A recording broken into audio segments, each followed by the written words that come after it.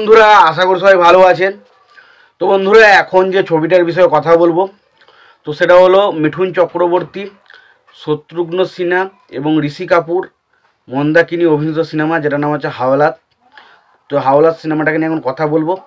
তো তার আগে প্রত্যেকটা বন্ধুকে অনুরোধ করে রাখবো, আপনারা চ্যানেলটা নতুন হয়ে থাকলে অবশ্যই আপনারা চ্যানেলটা সাবস্ক্রাইব করে নেবেন, আর যদি ভিডিওটি ভালো লেগে থাকে অবশ্যই লাইক কমেন্ট শেয়ার করতে ভুলবেন না। তো হাওলাতের সিনেমাটা নিয়ে যদি কথা বলি, এই ছবিটার পরিচালক হচ্ছেন সুরেন্দ্র মোহন। ছবিটার গল্প লিখেছিলেন রণবীর পুষ্প। ছবিটার চিত্রনাট্যের কাজ করেছেন সুরেন্দ্র মোহন। ছবিটার সঙ্গীতের কাজ করেছেন অনু মালিক।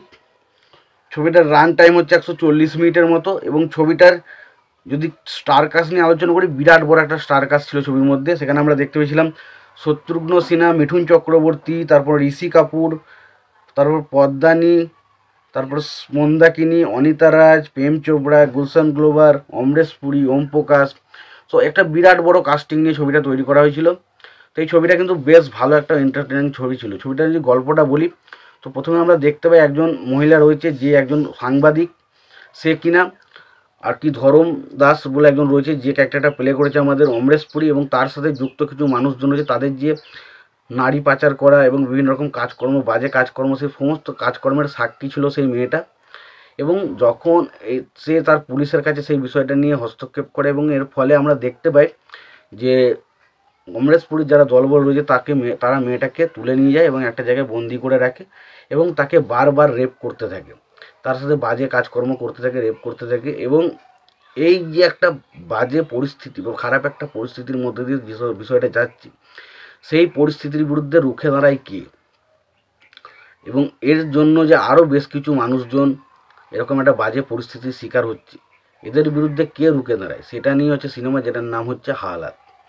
তো এই সিনেমাটা দেখুন, প্রত্যেকের কাজ খুব ভালো। ছবির কাস্টিংটাই এমন একটা কাস্টিং রাখা হয়েছে, যে কাস্টিংটা দেখলে মনে হবে না ভাই সিনেমাটা সত্যি, কাস্টিং দেখেই ছবিটা বক্স অফিসে বিশাল কিছু করে ফেলবে, এরকম একটা ব্যাপার। ছবিটা বক্স অফিসে সফলও হয়েছে। তো ছবির কাস্টিং এখানে যদি আমরা বলি, মিঠুন চক্রবর্তীর কথা বলি, মিঠুন চক্রবর্তী তার জায়গায় ব্যাপক কাজ করেছে। তাছাড়া পাশাপাশি তাদের যে দুটো ক্যারেক্টার রয়েছে, শত্রুঘ্ন সিনহা বা ঋষি কাপুর, তারা কিন্তু তাদের জায়গাতেও যথেষ্ট ভালো কাজ করেছে। এবং তিনজনের তিনটে নায়িকা রয়েছে, এবং তিনটে নায়িকার জায়গায় বেশ ভালো কাজ করেছে। মন্দাকিনী এই ছবিতে অসাধারণ একটা পারফরমেন্স আমরা দেখতে পাই। এবং পাশাপাশি আমরা যদি ছবির মধ্যে প্রচুর অ্যাকশন রয়েছে, এটা স্পেশালি একটা অ্যাকশন জনরার ছবি, সেটা আমরা অ্যাকশনগুলোকে প্রচুর দেখতে পাই। এবং পাশাপাশি main antagonist character Amrish Puri just ব্যাপক ছিল। এবং প্রেম চোপড়া রয়েছে ছবির মধ্যে, তো প্রেম চোপড়ার কাজও ভালো, গুলশান গ্লোভার রয়েছে, তারও কাজ ভালো। তো ওভারঅল সিনেমাটার মধ্যে কিন্তু প্রত্যেকের কাজ ভালো। ছবিতে অ্যাকশন রয়েছে, ভালো রকম কিছু ইমোশনাল পয়েন্ট রয়েছে, ছবির মধ্যে গল্পটা বেশ ইন্টারেস্টিং। তো ওভারঅল আমি সিনেমাটা এটুকুই বলতে পারি, সিনেমাটার মধ্যে বেশ ভালো মজা রয়েছে। এবং সিনেমাটা যদি আপনি দেখতে চান, অনেক পুরোনো দিনের সিনেমা, সেই জন্য হয়তো অনেকটা আউটডেটেড লাগতে পারে, কিন্তু বলছি সিনেমাটা ওভারঅল সিনেমাটা কিন্তু খুবই ভালো। সিনেমার মধ্যে 4টে থেকে 5টা মতো গান রয়েছে। যদি সিনেমাটা দেখতে থাকেন গানগুলো হয়তো আপনার ভালো লেগে যাবে, কিন্তু বাট এমনি বাস্তবে শুনলে কতটুকু ভালো লাগবে আমি জানি না। তো এটুকুই বলতে পারি যে সিনেমাটা কিন্তু ওভারঅল একটা ঠিকঠাক সিনেমা। যদি না সিনেমাটা দেখে থাকেন অবশ্যই দেখতে পারেন। সিনেমাটা দেখে থাকলে আমাদের সিনেমাটা কেমন লেগেছে জানাতে ভুলবেন না। ভিডিওটি ভালো লেগে থাকলে অবশ্যই আপনারা লাইক কমেন্ট শেয়ার করে দেবেন। চ্যানেলটা নতুন হয়ে থাকলে অবশ্যই আপনারা চ্যানেলটা সাবস্ক্রাইব করে নিয়ে পাশে বেল আইকনটা অবশ্যই প্রেস করে দেবেন। ভালো থাকবেন, সুস্থ থাকবেন, দেখা হচ্ছে পরের ভিডিওতে।